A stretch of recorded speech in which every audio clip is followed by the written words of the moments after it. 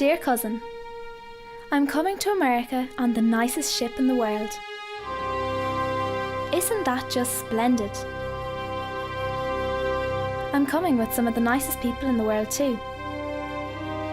They live in Chicago, and I shall be able to make the entire trip with them. They've told me all about Chicago, and I know I shall like it much better than I do Ireland. Yours truly, Annie Kelly. In April 1912, 14 people from the parish of Adergool in the west of Ireland set sail to emigrate to America. They were emigrating from poverty to find a better life for themselves. They came from the one parish and they all left on the one day. Unfortunately for them, they had the bad luck to step on board the ill-fated steamliner, the Ship of Dreams, the RMS Titanic. The Adergool 14 would have been among the poorest to have boarded Titanic. 11 of the 14 died on Titanic. Only 3 survived.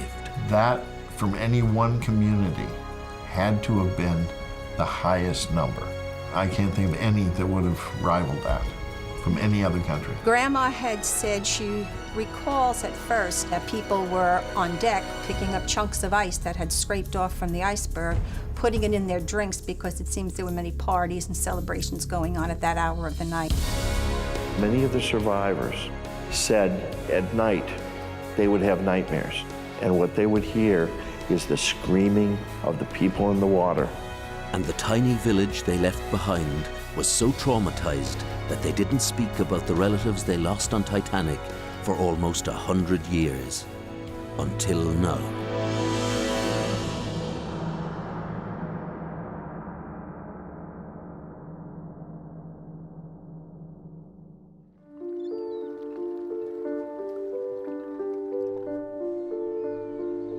Adergool is a small townland in North County Mayo on the west coast of Ireland. It's a remote but scenic area situated between the shores of Lough Conn and the foothills of Navan. At the heart of Adergool is the tiny village of Lahardane. In 1912, the population of Lahardane was only 96 people living in 22 houses. The Adergool story was one of the most tragic of the people's stories on Titanic. And it was the numbers of people that were involved. There were 14 young Irish people from Adergool Parish in County Mayo. Of the 14, all but 3 did not survive the disaster. And this is a very, very high percentage of loss. The Adergool 14 travelled together in 2 main groups. Catherine McGowan was related to Annie McGowan. Catherine lived in America and had returned to Adergool to bring her niece Annie back with her. While she was at home, her tales of success in America encouraged the 14 to travel together with her as a group. It's just fantastic. She travelled around recruiting more people to go. She was obviously going to set them all up in certain jobs in Chicago if they came with her to Chicago. And being as successful as she was always very enthusiastic about this adventure. Annie Kate Kelly, her friend Delia Mahan, Nora Fleming and Bridget Donoghue already had plans to emigrate to America, but the prospect of travelling together with Catherine McGowan meant safety in numbers. Catherine Burke was a close friend of Catherine McGowan's. Catherine and her husband John were only married a year and had been childhood sweethearts. They realised that their only hope of living the life they dreamed of together was to emigrate. Dear Ellie, I suppose you've already heard of the fit I've taken. Well, I'll be sailing for America on the 11th of April with Kate McGowan. He'll be thinking I'm in terrible distress, but no, I'm quite happy going. When I sent you the shamrock, I'd no notion of going, no more than the man in the moon, but made up me mind all in a minute. I'm very short of time just now, as I'm busy as ever I can be. Kate McGowan is here. I'm going to a funeral. I must close. With love to you, from Catherine Burke. P.S. The name of the steamer I'm going on is called Titanic. Upon hearing of their plans, John's sister Mary Burke also decided to travel with them. Mary Mangan was also a friend of Catherine McGowan. She too lived in America and had returned to Adergool to announce to her parents the news of her engagement to be married. Pat Canavan was 21 years of age, a rugged West of Ireland lad. He too was leaving Ireland in search of a better life. He travelled with his friend James Flynn and his cousin Mary Canavan, who was also James's stepsister. Mary Canavan's friend Delia McDermott travelled with them. They were the only group to go together, all together, from a parish, from any area in the country. Ireland in 1912 was a very tough place to live.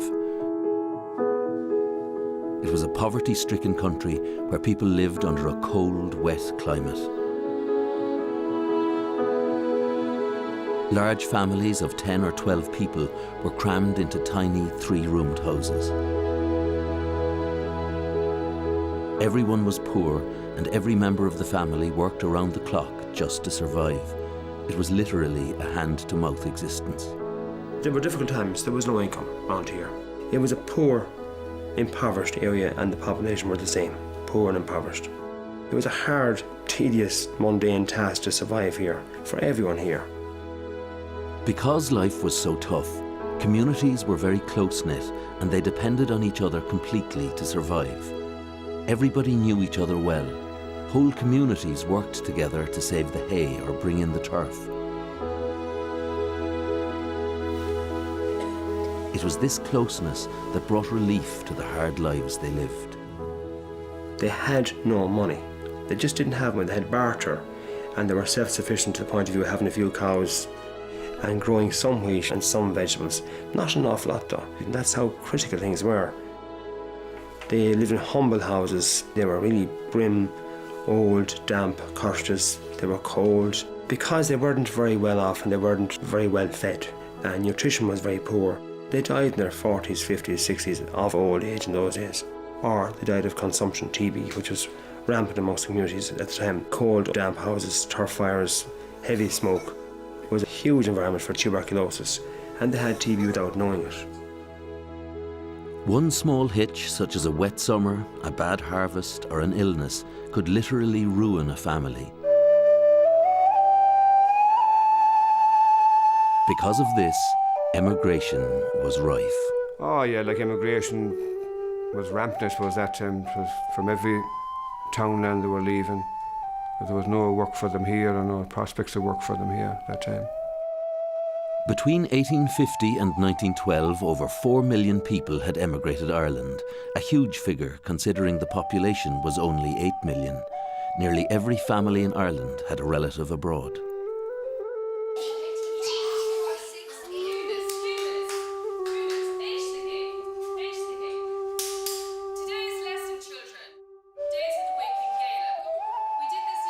The education system was basic, and outside of cities, most people only received a primary education, and many never finished primary school. Emigrants left as young as 14. School records across Ireland show the scratched out names of those marked "Gone to the USA." In fact, it became a fashion, a rite of passage. Families would proudly await and display photographs and letters from America, England, Australia. Kitty's Boarding House, Michigan Avenue, Chicago.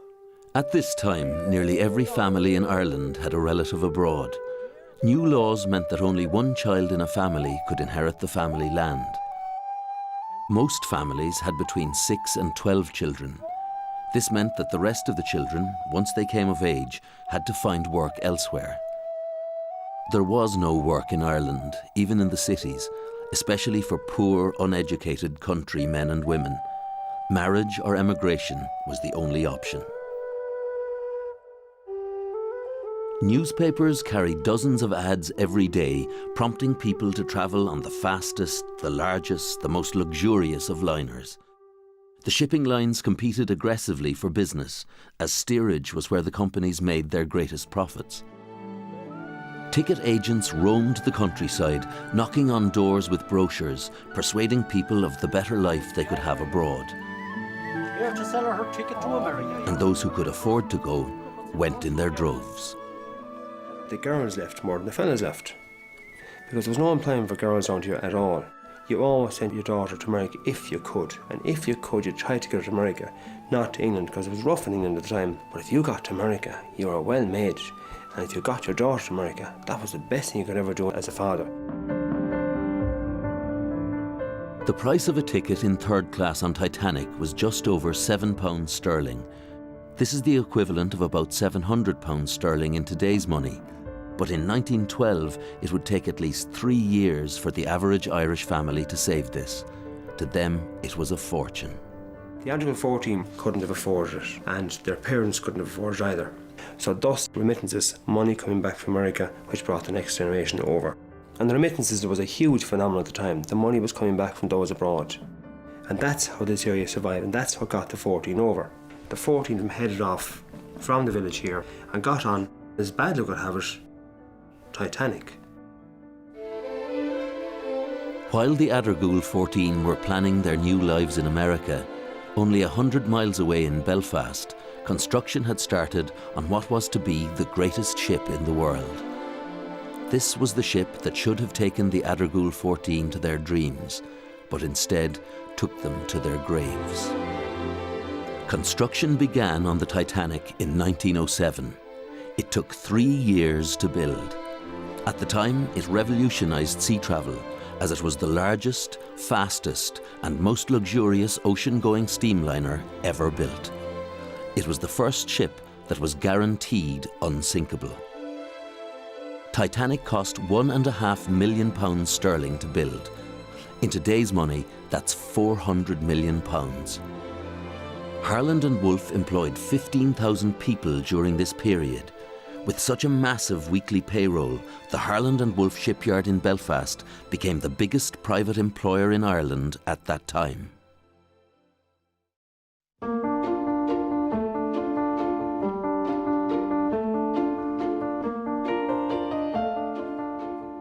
Dear Annie, I hope this letter finds you well.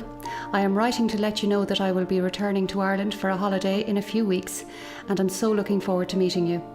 I hope that you will be returning to America with me. It's a lovely place to live. There are lots of opportunities in America. Jobs are plentiful. Yours faithfully, your loving aunt, Catherine McGowan. 14 was a considerable number. In contrast, when people left in ones and twos, they left all together as 14. Probably orchestrated by one person amongst them all, Catherine McGowan.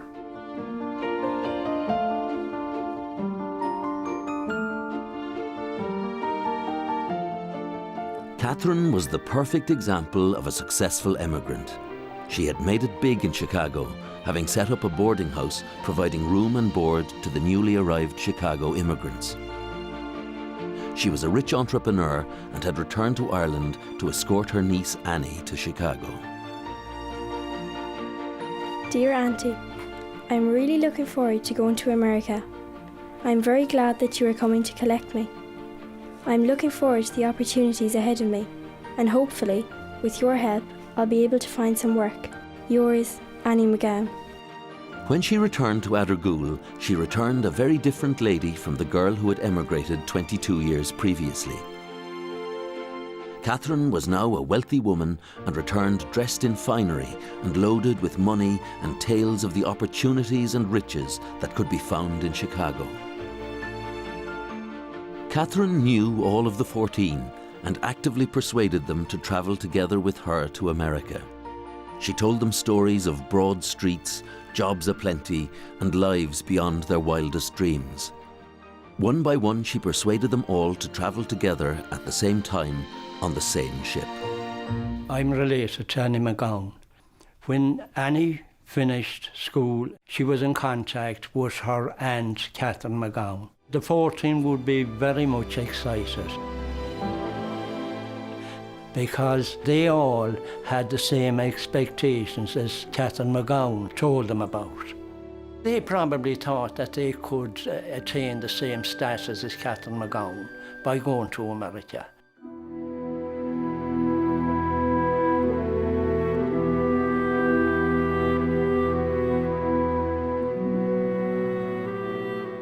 The week of the 8th of April 1912, there were 14 wakes held in houses across the townland of Adergool. There were 14 deaths to be honoured. These weren't real deaths or real wakes, but American wakes. Ireland has always had lots of customs and traditions. One of these was the tradition of the American wake. When emigrants were leaving to go to America, their family and friends would hold a symbolic wake. Emigrating was like a death. A person who emigrated in these times would most likely never see their family or friends again. Most emigrants, bar the lucky few, never returned to Ireland once they left.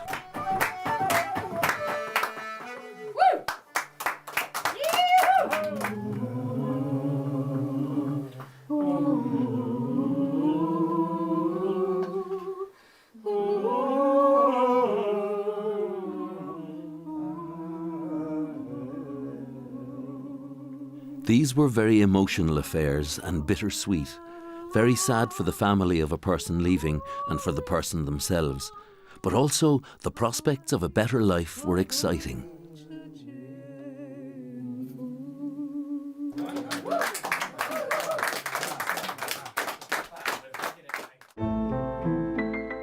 When Titanic was launched in 1911, the White Star Line made a point of not christening the ship or blessing it with the customary "May God bless her and all who sail in her." This caused huge consternation.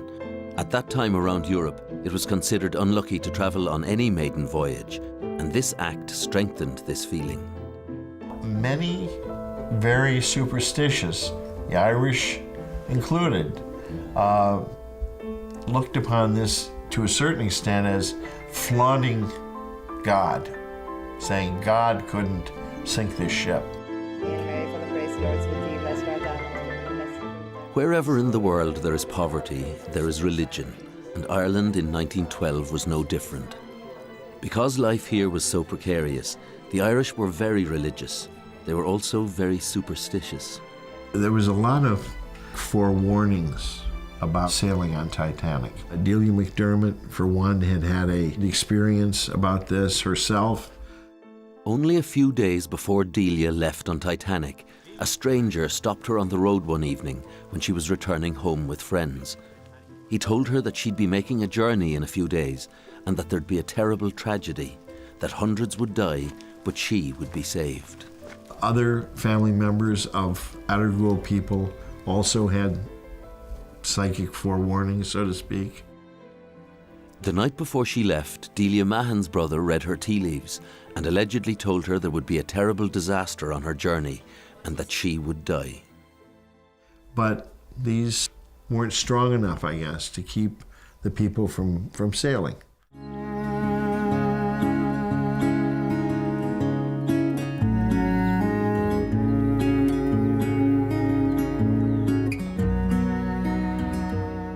The day before the Adergool 14 left Ireland, they spent their final hours preparing, packing, and with family. Mary Mangan spent this time with her parents before going back to America to get married and start a new life. Catherine and John Burke were also preparing for a new life. They were expecting their first baby, which would be born in America. They were full of plans and hope for their new life and family.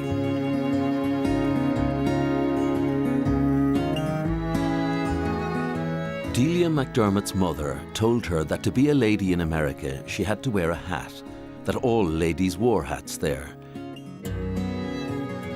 She told her that to be a real American lady, one must arrive in New York wearing a hat and gloves. The day before Delia left, her mother took her to Hickson's shop in Crossmolina to buy her first hat and gloves.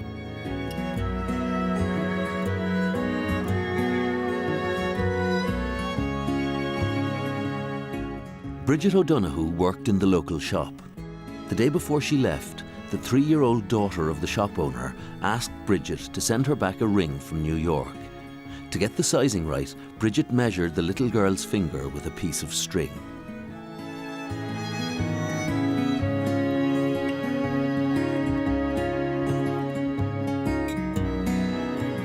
James Flynn spent the afternoon with his sister, who was upset at his leaving. She had been deaf since birth, and James was the only one of her family or friends that could sign with her. He promised he'd send her a ticket for her passage once he got to New York.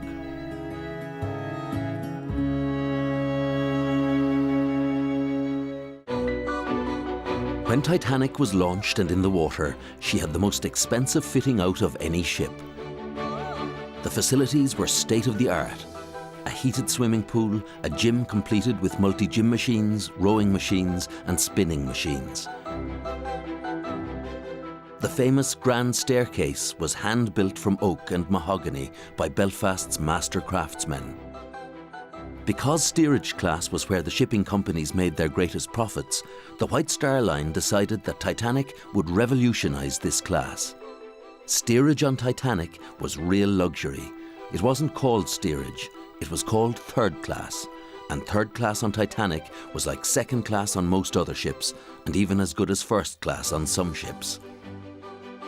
The finished ship was resplendent, sleek and elegant, deemed the largest and fastest ship in the world. All the Titanic needed now, a crew and passengers.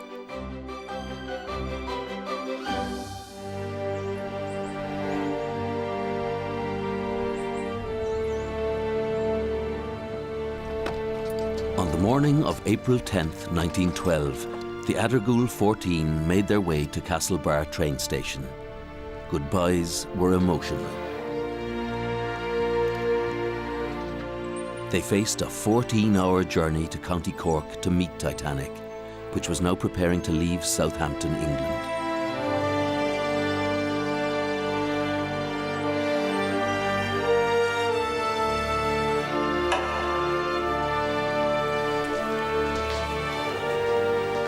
When the 14 reached Castlebar train station, they were excited but nervous.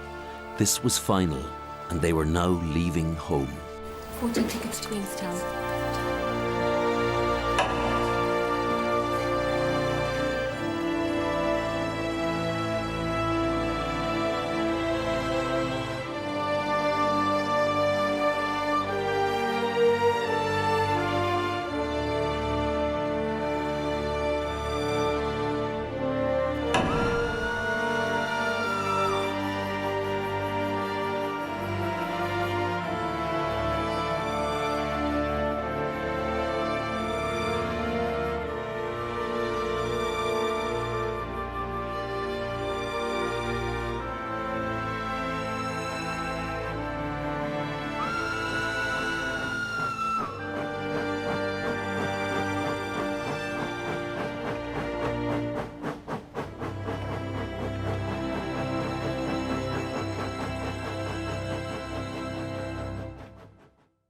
Conditions were fantastic on board third class on Titanic. The accommodations on Titanic were unbelievable in third class for these people. For the Adergool 14, the experience of being on Titanic was amazing. It was the first time they saw electric lights, the first time they had the luxury of a bed to themselves. It was the first time they had proper washing and toilet facilities. It was the first time they had experienced silver cutlery, linen napkins and tablecloths. The people really appreciated this. I mean, they were using it. They were using the facilities that were available to them. And certainly enjoying the food that in many cases was probably the best meals they'd ever had. Having got on board Titanic, it must have been an extraordinary experience because here was the greatest liner ever built at the time. Third class on Titanic was extraordinarily high standard by comparison to other ships sailing over and back. Our 14 from Adergool would never have seen luxuries like these, even though they were travelling in steerage class. This ship was the most luxurious ship in existence, the largest, the safest, and it was unsinkable. The 3 days the Adergool 14 spent aboard the Titanic were among the best days of their lives. and life aboard Titanic reinforced their expectations of what their new lives in America would be like for them.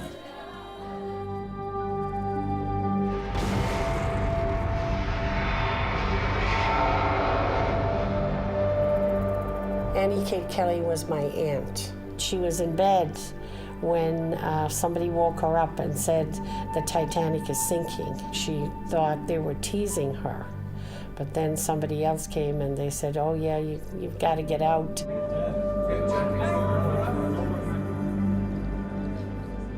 When Titanic hit the iceberg, the Addergool 14 were in different parts of the ship.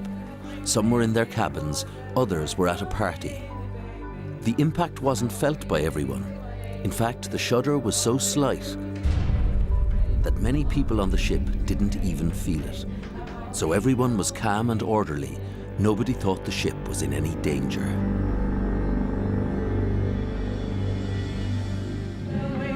Grandma had said she recalls at first that people were on deck picking up chunks of ice that had scraped off from the iceberg, putting it in their drinks because it seems there were many parties and celebrations going on at that hour of the night. And most likely she probably considered there was no danger. Up until the disaster itself, these people were having a great time. They were having fun. They were doing things together. They were singing. They were dancing. When the Titanic hit the iceberg, this was 20 minutes to 12. Nora Fleming was celebrating her birthday, and she was singing on this fateful day. The stewards had told the Addergool 14 that there was nothing to worry about, that they were to stay in steerage and above all, stay calm.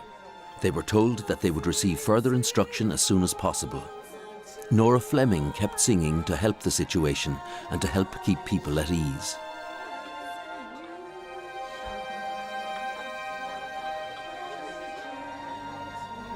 As time went on, however, the Addergool 14 became more and more anxious. Stress began to increase and pressure began to show. However, they did their best to stay calm like they were told to by the stewards. And I think that lasted so long until they saw the slant of the ship, the way it was sinking. And that's where the panic started. And despite the panic, the Addergool group seemed very organized in this. The men came to find the women and realized we have to get out of here. We have to find a way to the lifeboat. The people in the steerage class weren't given access to the upper decks to get the boats. You could not get access to second class or first class from steerage. You had to go through gates and barriers, and they were kept that way, and they were manned by crew who were told to keep them down below until we had order. They knew from the beginning there weren't enough lifeboats for at least 1,000 people that were on board that ship. But it was even worse because the lifeboats are set up in such a way that the first 8 lifeboats were on first-class deck space. Now, no other class was allowed in that area. So those first 8 boats went off with almost entirely first-class people. The Addergool group was very organized. The men got the women together and they started working up the decks. And the only way to do that till you got to the uppermost deck was by literally putting women in your hands and boosting them up onto the next deck. So literally, you had 3 or 4 decks you had to ascend to get to the boat deck. And it was only the last one that there was a stairway that could be used to get onto the boat deck itself. It has to be called heroic, I think. When the Addergool group got to the lifeboat decks, there were only 3 lifeboats left. In the panic, the group lost each other in the crowd. Catherine and Mary Burke each got a place on a lifeboat, but when John Burke was refused access, both Catherine and Mary got out of the lifeboat to stay with him. And Annie Kate Kelly was put on a lifeboat in their place.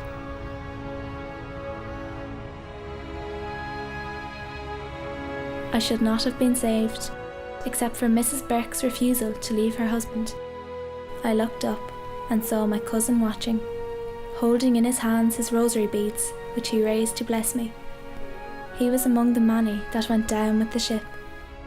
On the other side of Titanic, Delia McDermott had got on a lifeboat. Then the most extraordinary thing happened. She realised she had left her hat behind her.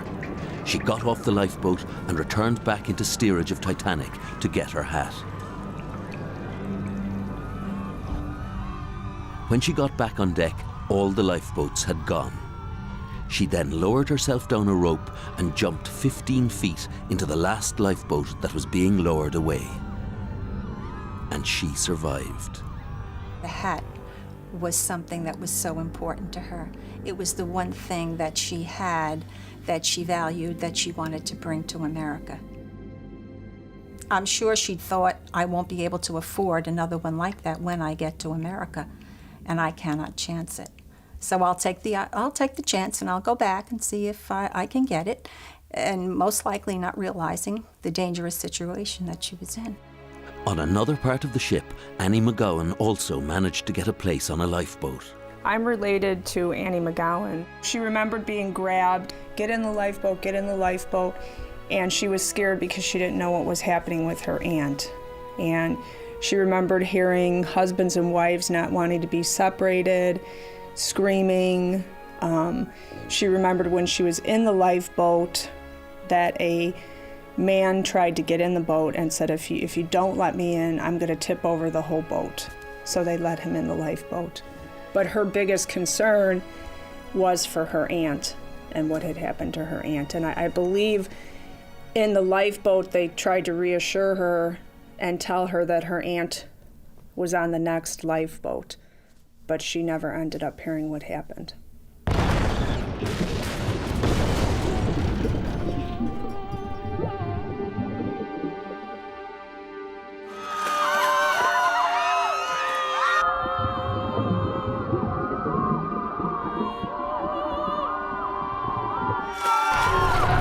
All of a sudden, she said it just busted in half, and she thought a boiler had broke, and that's what caused it, and that's when she said you really heard a lot of screaming.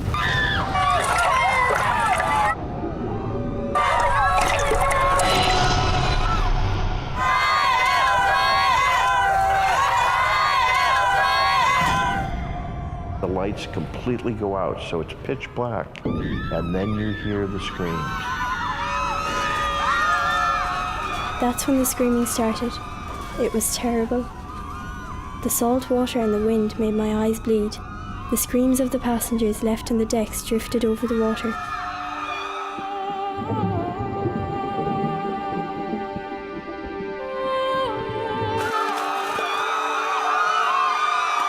It was horrible. Horrible noise, horrendous noise, unforgettable noise, and unforgettable cries and appeals and people who were drowning. Those who actually entered the water, when you land in the water, the temperature was 0 to 1 degree. Most wouldn't be able to swim for a start. If they wore a life jacket, you can't swim with the life jacket on you. You float like a cork. The more you struggle, the worse it becomes for you, because you use up all your energy and you get cold rapidly. You last about 14-15 minutes and then you slip into unconsciousness. And you're dead within about 20 minutes. Very few people that ended up in the water were survivors. We're talking about maybe 24 at most. And the reason being, the water was so cold. People did not die by drowning, as many people think. Most of them had life belts on. They were above the level of the water, and the water was pretty clear that night, pretty calm. The water was so cold, they died of hypothermia, and died probably within 10 or 15 minutes at most of the time they went in the water.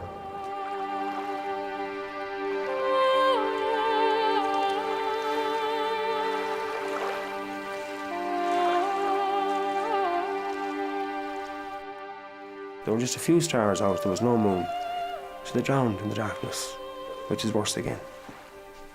So it was a horrible end for all the 1,500 who drowned.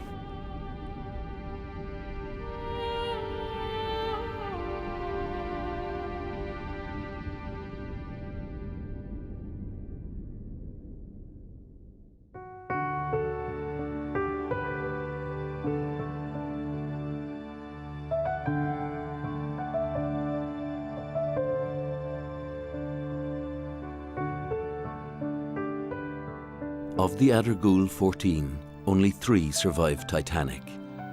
Annie Kate Kelly, Annie McGowan, and Delia McDermott.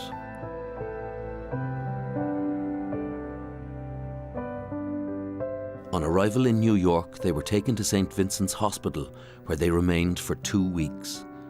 All 3 were badly traumatized and very weak. Most of them got very good treatment from the hospital staff. They were kind of special people because of what had happened to them. But that wasn't necessarily true of the representatives of the White Star Line. Annie Kate Kelly was my great aunt. The doctor was quoted as saying he didn't think she would survive. Every time she closed her eyes, she would relive the tragedy all over again. She couldn't eat, she couldn't drink. She was just distraught, which was a real contrast from the way I knew her. I knew her as a very, forthright kind of person, very witty, and with tremendous strength of character. My mother was very, very stressed out, and according to her 2 aunts, they couldn't even talk about the incident at all, that she was very, very sick. Delia McDermott was my grandmother. She came on the Titanic with 2 girlfriends, and both of them perished. She was so traumatized by the sinking of the Titanic that anything that would remind her of it would cause her a lot of anguish. As these people were recovering at St. Vincent's Hospital, the White Star Line representatives very definitely took advantage of these people when they were ill, when they were not thinking properly, when they were in hysterics, and would go into the rooms and have them sign papers.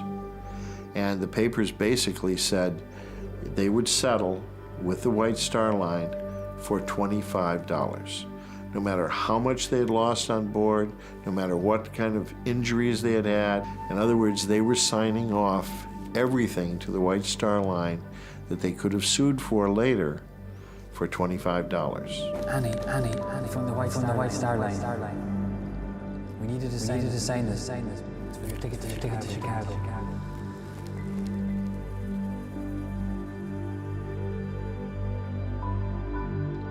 Annie Kate Kelly was a very good example of this. This happened to her. She did sign the papers, and she did get $25, and that was the extent of what she got for her belongings and the ordeal she'd been through.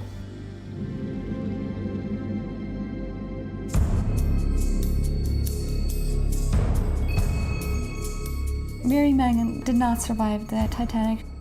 Her body was discovered on April 22nd. It was the 61st body to be retrieved from the water, and it was easily identified because of the jewellery that had been found in her effects. In particular, there was a gold watch with her picture inside, and her name was engraved inside M. Mangan, and also engraved on the outside M. Mangan. She had her engagement ring that was listed in her FX, but later on there was a notation added that there no ring in effects, so the ring went missing at some stage. It was never returned to the family. Her body was buried at sea, her clothing was buried with her, and they returned her personal effects to the family. The reason that they buried some at sea and not others was because some of the bodies were too decomposed and would be difficult for embalming. There was still bodies being found floating until as late as June 1912, the same year. The bodies of the remaining 10 of the Adargul group, Delia Mahan, Mary Canavan, Pat Canavan, Catherine McGowan, John Burke, Catherine Burke, Mary Burke, James Flynn, Nora Fleming, and Bridget O'Donoghue were never found.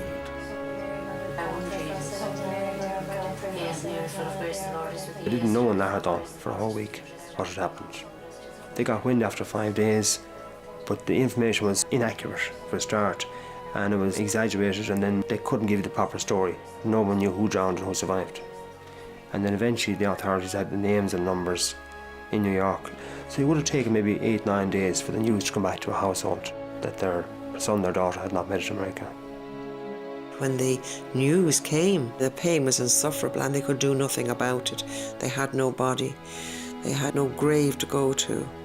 It is very well described what happened. Pictures being put of the people on the beds. There were white, snow white quilts, and you could imagine all the crying and the neighbours coming. And the pain was always there. They went with that pain. They died with that pain. The important thing was to make a new life and get on with it, which they all did. They all made a new life.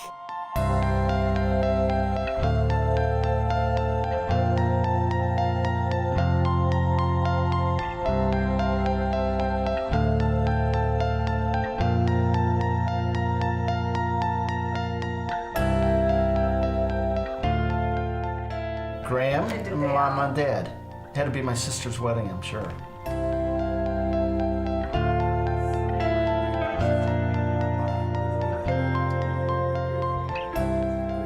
Here, Anne McGowan, baptized on July 9th, 1897, date of birth July 5th. However, remember the stories that she used to tell? Born at the stroke of midnight, so we got to celebrate her birthday on July 4th. She's the only person born between the 4th and the 5th. What that means, I never could. That's the truth. Annie McGowan was my grandmother. There's close to 100 of us that would not be here if she had not survived the Titanic. Annie McGowan was my mother. And when she came here, all she had was a nightgown, slippers, and a coat. She was sick for quite a while, and they were afraid that she would lose her mind if it was constantly brought up. And then, of course, her aunt had died on the ship. But once she started going on with her life and she got over the initial shock of the experience, I mean, I don't think you ever really get over it, but she led a normal life. And then she went to secretarial school and she got a job. And shortly after that, she met my dad and they got married. She had 3 girls. My sister Fran, my sister Jackie, and myself. My mother was a very strong lady, a very feisty, determined person. When she made up her mind to do something, she did it. Nothing was going to get in her way. She was going to get it done. She didn't like something, she told you. I discovered her newspapers in a drawer when I was a teenager. She had the original newspapers about the sinking of the Titanic in the drawer. And she never ever talked about it prior to that. And I asked my mother about it, and she said, just put that away and never mind, don't talk about it. And the next I heard was just before I got married, and we discovered that this was true. She was really on the Titanic, but she still would not talk about it. Growing up, she was terrified of the water. My mother never went in the water, ever. Never wanted us to go in the water either.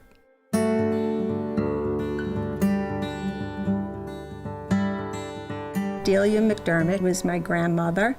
Delia has 34 descendants, and 30 of them are alive right now. Delia married my grandfather, John Lynch, and he was a Galway man. She met him and married him in America, and they lived in Jersey City, and he worked on the Central Jersey Railroad his whole life. They had 3 children. Delia was just a very quiet person, very reserved. She never initiated conversations. I can picture her sitting in her rocking chair in the kitchen, and I also picture her with her rosary beads. She was always praying. She ran a boarding house where she lived on Union Street. She would be up early, she'd attend daily mass, and she would tend to her home. She was a real homebody. My grandmother never spoke about the Titanic, and I learned from an early age on not to ask her about the Titanic.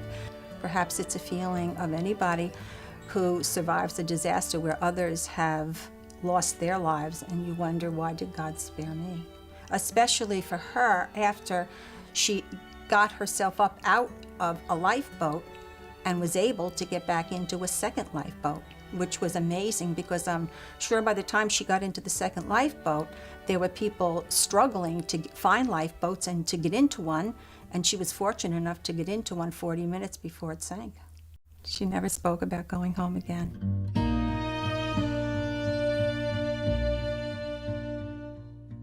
Annie Kate Kelly lived with her sisters. I think she was there for a time before she was able to pull herself together and you know, get out and get a job, you know.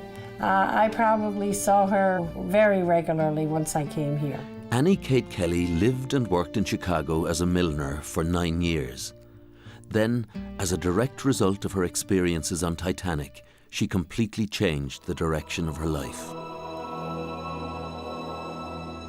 Annie Kate Kelly always questioned why she was saved when so many others, wealthier, better equipped in life, didn't survive. And she always felt a calling and ended up giving her life to the Lord and became a nun and was a teaching nun for most of her life. Sister Patrick Joseph, she took my father's name. He was Patrick Joseph also. She said, well, I decided if I wanted to make a life for myself, I had to put the Titanic behind me and move on. She taught in many of the grammar schools in the Chicago area. She was a very straight-laced lady, very fond of family and very into her students. A lot of young people actually kept in touch with her, those whom she had taught until she died.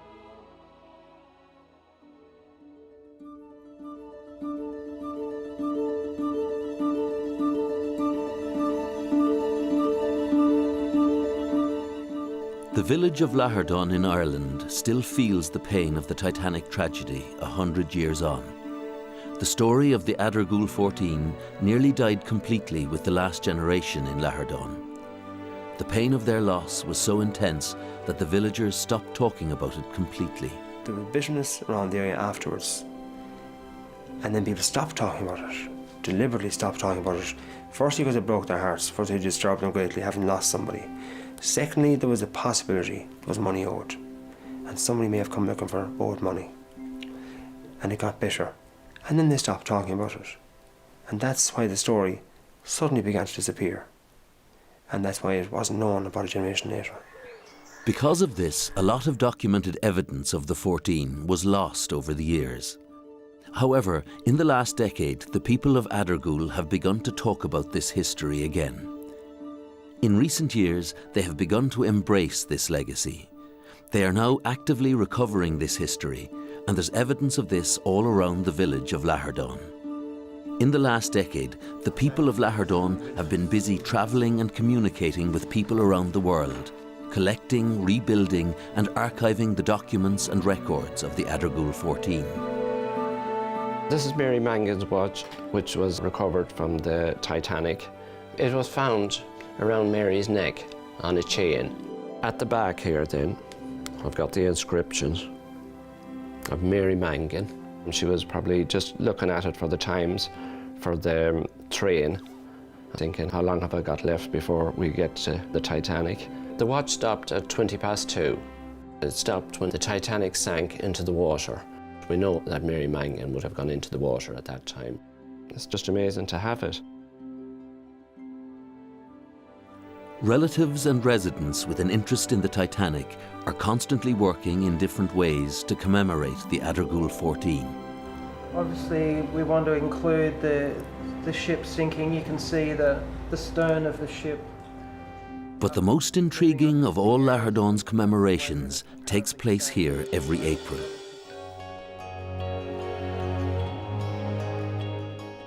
On the 14th of April at 2 a.m., a a candlelit procession slowly winds its way through the village to the local church. Here a ceremony is held. This is a ritual created by the people of Lahardon to unite the community and help them to tell their story together. The story of how 14 of their ancestors left this village 100 years ago to seek hope and a better life in America, but never got there. At exactly 2:20 a.m., the time Titanic finally disappeared into the sea, the relatives of the Adargul 14 ring the church bell for each of the 14. The people of Adargul are telling their story once again.